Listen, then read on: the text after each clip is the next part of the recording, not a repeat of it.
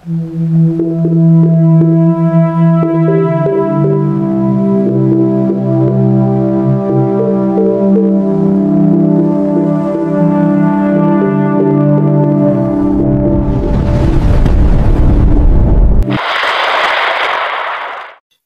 umaga po sa inyong lahat at narito na ang ating update sa ating binabantayang bagyo na si Tropical Storm Verbena na may international name na Koto. Ito pong Koto ay mula naman sa bansang Japan na ang ibig sabihin po ay isang uri ng instrumento, tinatawag nating lira o alpa.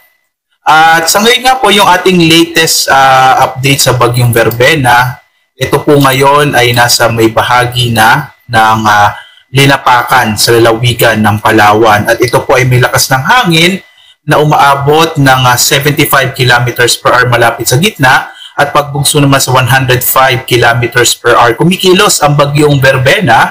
Medyo bumilis po ito, no? Kanina nasa 15 kilometers per hour. Ngayon po ay kumikilos pahilagang kanluran sa bilis naman na 25 kilometers per hour. Patuloy pa rin ang pag-iral ng northeast monsoon o amihan at shear line na magdadala rin ng mga pag-ulan partikular na sa may bahagi po ng Luzon, lalo na sa may silangang bahagi ng Northern and Central Luzon. Samantala, balikan po natin, no, ito yung mga lugar kung saan tumama o naglandfall ang sentro ng bagyong si Verbena. Nauna po sa may Surigao del Sur, sumunod sa Hagna, sa Bohol, and then sa Talisay, Cebu.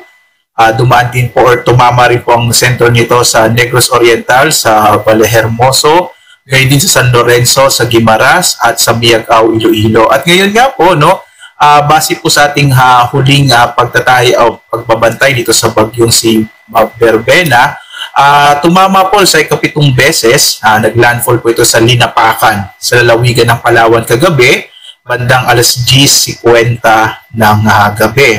At makikita po ito po yung ating latest track ng bagyong Verbena at makikita po natin by tomorrow, or later rather, mamaya pong 11 AM, ito ay nasa may West Philippine Sea at posible po mamayang gabi o bukas ng madaling araw, nasa labas na po ito ng Philippine Area of Responsibility.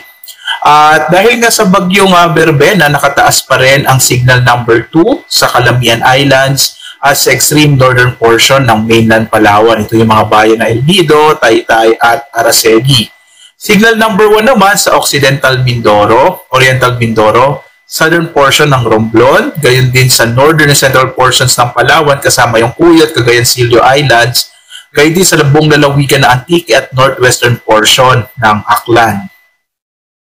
Mag-ingat pa rin po yung mga kababayan natin sa mga lugar kung saan nakataas itong tropical cyclone wind signal number 2 at number 1 sa mga posibilidad nga ng mga pagbugso ng hangin. May mga inaasahan pa rin tayong mga hanggang malalakas na mga pag-ulan at maaaring magdulot ng mga biglang pagbaha at pagguho ng lupa or mga flash floods and landslide.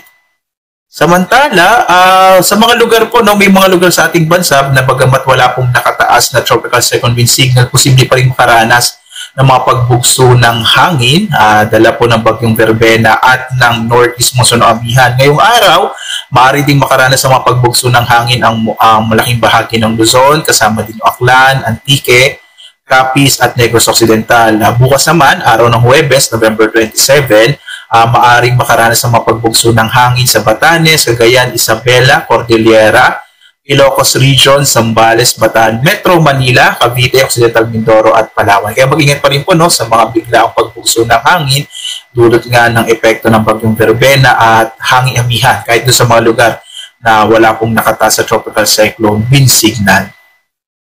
Narito naman yung ating inaasahang mga malalakas sa mga pag-ulang maranasan sa araw na ito. Makikita po natin ngayong araw, ito po ay more on dulot na ng shear line, no? O yung bangga na may malamig na hangin. Posible pa rin mga pag-ulan sa malaking bahagi ng Cordillera at Cagayan Valley Region, maging dito sa may bahagi ng Quezon at ilang areas po ng Bicol Region sa Camarines Norte, Camarines Sur, Catanduanes, Albay. Samantala, dahil nga po dumadaan pa rin or nasa may bahagi ng Northern Palawan itong bagyong Verbena, magiging maulan pa rin lalo na ngayong umaga sa bahagi ng Palawan, kasama rin po ang Occidental at Oriental Mindoro at maging bahagi ng Romblon at Marinduque. Muli po, no, mag-ingat yung mga kababayan natin sa mga lugar na ito ngayong araw sa mga potential nga ng mga pagbaha at mga pagguho ng lupa. Bukas, araw ng Huwebes, posibleng maging maulan pa rin sa may bahagi ng Cagayan, Apayao, gayon din sa Kalinga at Isabela. Ito po ay dulot ng shear line o yung pangga ng mainit at malamig na hangin.